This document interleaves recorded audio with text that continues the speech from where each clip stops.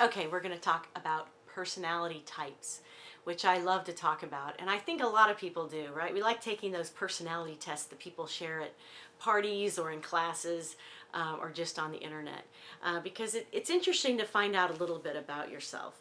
I know I took one in college where it's the colors, the red, blue, green, and white, and it kind of told you if you're fiery or if you're a sunny personality or if you're a peacemaker. And there is a lot of truth to that. There are also personality tests that are on the other end of the scale, like the Myers-Briggs, where it gets down to a lot of questions where you find out if you're an introvert or an extrovert or intuitive or judgmental or what your natural tendencies to default were. And it's very important to understand our personality types. Now, we don't want to put ourselves into this little box, right? We want to make sure that we use it as a guide.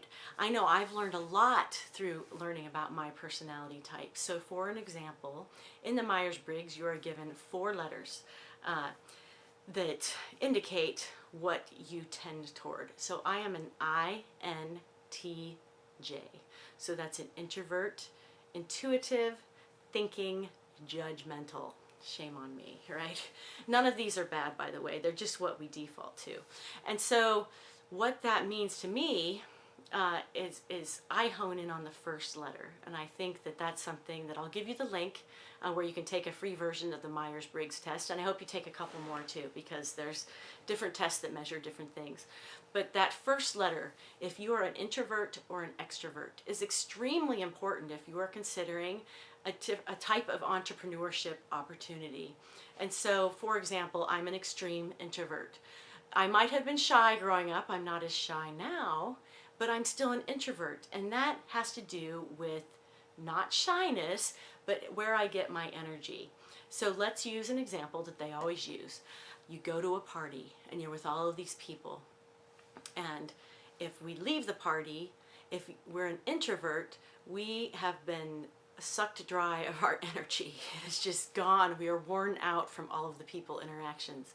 An extrovert most likely comes home from the party energized. They gain energy being with all the people. That doesn't mean that people like me don't like being with people. I love being with people. I just need some of that alone time before I interact with people. Well, what does that mean for an entrepreneur? You don't want to pick an entrepreneurial niche if you are an extreme introvert and the niche requires you to go out and be with people all day. That won't be using your greatest strengths, as we talked about before. That will not be leveraging those factors that help you perform the best. And so it's important to know that if you go off to be an entrepreneur, you need to set it up so that you have some alone time to create, reflect, produce, and then have those times where you go out and meet with people. And so an extrovert might be different, right? An extrovert might want to choose an entrepreneurial activity where they're constantly out with people and they're constantly interacting. Otherwise, they're going to have a really hard time if they have to spend a lot of time at home alone. They will regret making that decision. And so we want to think about our personality types when we think of what kind of entrepreneurship opportunity that we pursue.